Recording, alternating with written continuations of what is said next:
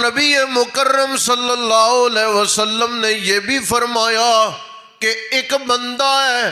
مسافر ہے، بال بکھرے ہوئے ہیں، سفر کے اثرات نظر آ رہے ہیں، کپڑے گندے میلے کو چلے ہیں، پتہ چل رہا ہے کہ یہ دور دراز کا مسافر ہے، اور وہ بندہ یا رب یا رب یا رب یا رب کہہ کے دعائیں بھی مانگ رہا ہے، اے میرے اللہ، اے میرے اللہ، اے میرے اللہ، لیکن اس کا کھانا حرام کمائی کا، اس کا پہننا حرام کمائی کا، اس کا پینا حرام کمائی کا، اس کی زندگی کے معمولات اور اس کی زندگی کے معاملات حرام کمائی کے۔